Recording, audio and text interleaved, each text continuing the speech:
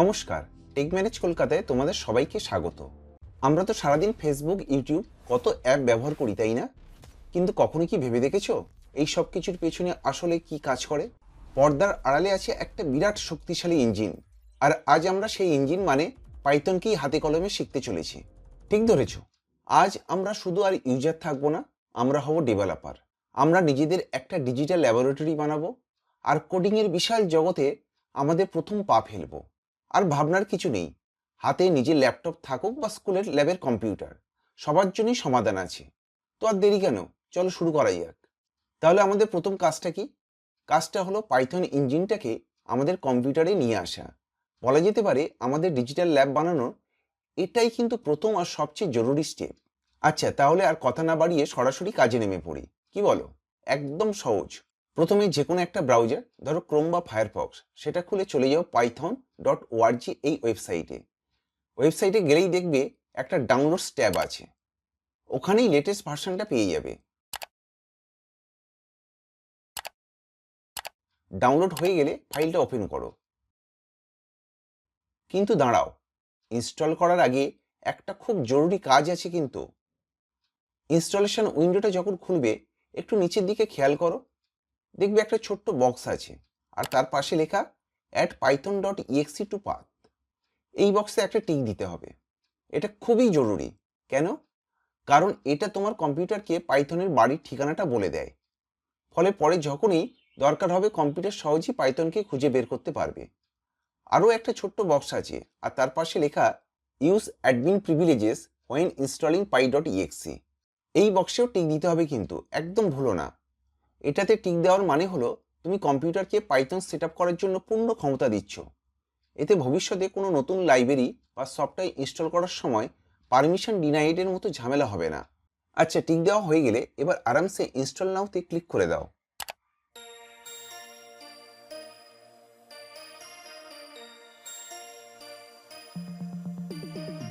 Installation শেষ।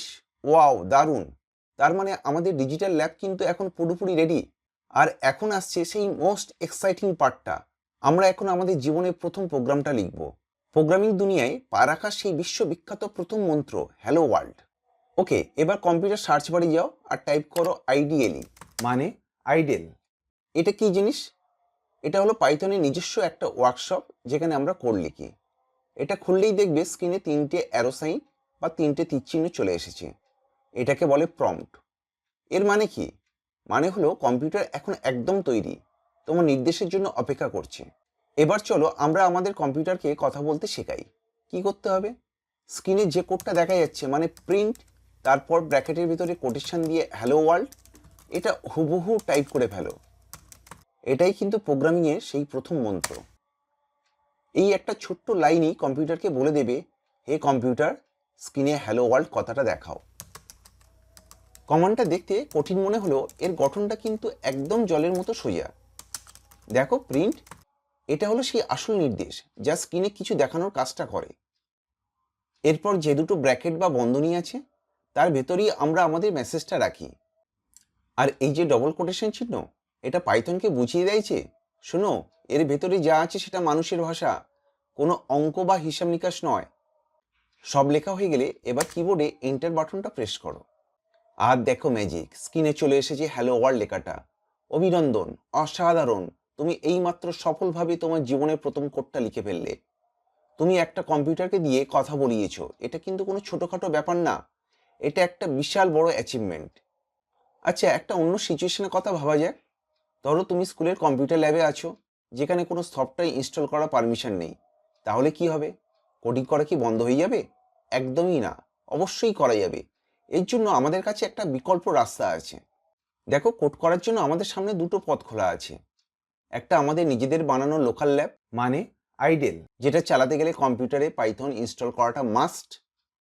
আর আরেকটা হলো ক্লাউড ল্যাব, যেমন ধরো গুগল কোল্যাব। এটার মজাটা হলো কোনো ইনস্টলেশনের দরকার নেই, শুধু একটা ইন্টারনেট কানেকশন আর একটা ব্রাউজার থাকলেই কেল্লা ফতে। আর এই ক্লাউড ল্যাব ব্যবহার করা তো আরও সোজা। ব্রাউজারে গিয়ে শুধু গুগল কোল্যাব লিখে সার্চ দাও, একটা নিউ নোটবুক খোলো, আমাদের সেই জাদুকরি কোডটা মানে প্রিন্ট হ্যালো ওয়ার্ল্ড সেটা লেখো, আর পাশে থাকা প্লে বাটনটাতে একটা ক্লিক করে দাও।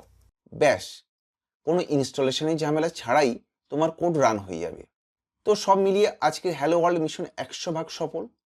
আমরা আমাদের প্রথম স্ক্রিপ্ট রান করে ফেলেছি, কিন্তু এই সাফল্যের মধ্যেই লুকিয়ে আছে আমাদের পরবর্তী মিশনের একটা ছোট্ট ক্লু। একটা জিনিস খেয়াল করেছো কি? আমাদের প্রোগ্রামটা কিন্তু খুব ভুলোমনা। স্ক্রিনে হ্যালো ওয়ার্ল্ড কথাটা দেখানোর কাজটা শেষ, আর অমনি ওটা সব কিছু ভুলে গেল। ওর কোনো মেমোরিই নেই। এখন ভাবো তো, যদি এই হ্যালো ওয়ার্ল্ড লেখাটা আমাদের পরে আবার দরকার হতো, তাহলে কি করতাম? আর ঠিক এখানেই লুকিয়ে আছে আমাদের পরের মিশনের মূল প্রশ্নটা।